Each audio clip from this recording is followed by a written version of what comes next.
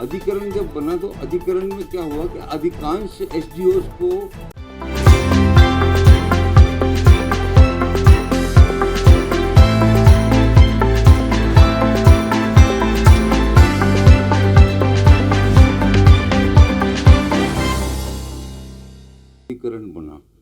अधिकरण बना उसमें समस्त राजस्थान के जितने भी एसडीओस हैं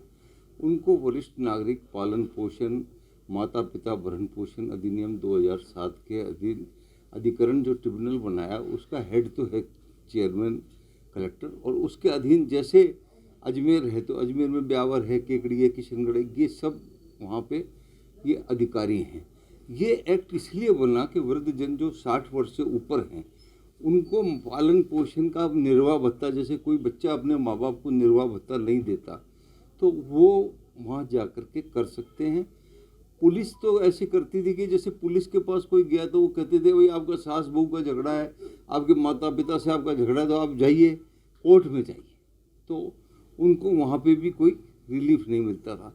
अधिकरण जब बना तो अधिकरण में क्या हुआ कि अधिकांश एसडीओस को यही पता नहीं है कि इस एक्ट में क्या पावर है इनकी, तो वो क्या कहते हैं कि आप सिविल कोर्ट में जाइए।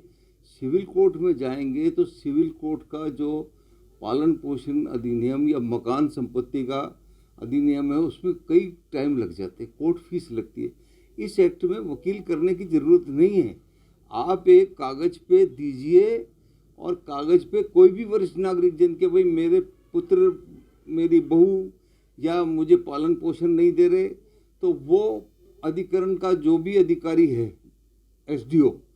वो उसको प्रसंज्ञान लेगा, उसका निर्भय भत्ता तय करेगा, और नहीं अगर दिया तो उसको जेल भी भेज सकता है, पुलिस के जरिए उसको तामील करा सकता है। इस एक्ट में न तो कोर्ट फीस लगती है, न इस एक्ट में वकील की ज़रूरत है, न इस एक्ट में कोई भी किसी प्रकार का वृद्धजनों के सम्मान के लिए राजस्थान सरकार कटिबद्ध है। अभी आप देख रहे हैं कि वरिष्ठ जनों में केंद्र सरकार ने तो जो थी यात्रा भत्ते की जो सुविधा थी वही बंद कर दी, वो उनको बंद कर दी। एक ये नंबर लिखा हुआ है 14567, ये सरकार का नंबर है, आप इस पर कोई भी वृद्धजन फ़ोन करेगा शाम तक उसके पास फ़ोन आ जाएगा, उसी वक्त ये वापस उसको कॉल बैक करके कि आपकी क्या तकलीफ़ है, क्या करना है। तो मैंने ये देखा मेरे पास जैसे लोग आ रहे थे तो वो ये कहते थे आके कि साहब, वो कहते हैं सिविल कोर्ट में चले जाओ। अब सिविल कोर्ट में चले जाओ तो वो तो फिर कोर्ट की प्रक्रिया हो गई। तो इस स्पेशल एक्ट का जो पालन पोषण भरण पोषण अधिनियम 2007 बना, इसका लाभ बिल्कुल नहीं मिल पा रहा था, और लाभ नहीं मिल पाने में क्योंकि अपीलेट अधिकारी तो कलेक्टर साहब थे और एसडीओ साहब जो थे वो प्राधिकरण के अधिकारी थे। तो मैंने माननीय मुख्यमंत्री जी को कहा कि जो मेरे पास फीडबैक आ रहा था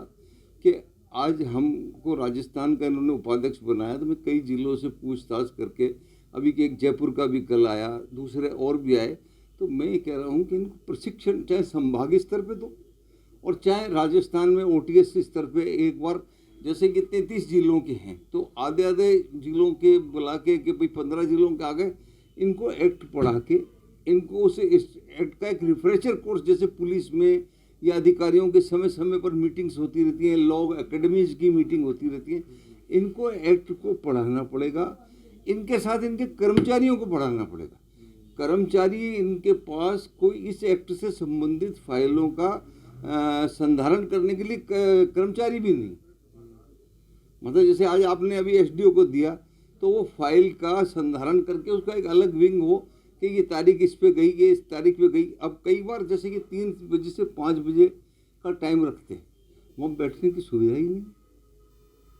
किसी आदमी को भी। अब वहाँ सड़क पे एसडीओ साहब 5 बजे आए तो 6 बजे तक कोर्ट चल रही।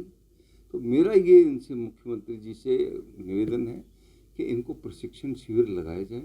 इनको एक्ट को रूल्स को सब तरह से पढ़ाया जाए, तभी इसकी सार्थकता होगी, तभी इसकी। आज राजस्थान सरकार, अभी आपने देखा होगा पिछले दिनों रामेश्वरम तक यात्रा गई, 400 अजमेर से थे, 300 भीलवाड़ा से थे,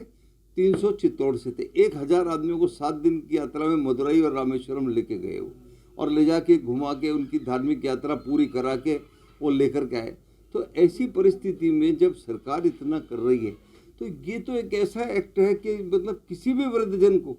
अगर उसको मुआवजा भत्ता मिलता है, उसको निर्वाह भत्ता मिलता है,